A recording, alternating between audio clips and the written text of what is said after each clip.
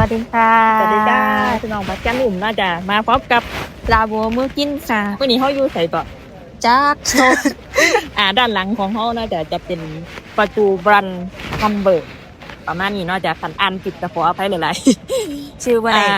เขาเดินทางมาจากจุดที่เขาลงสอบจากสถานี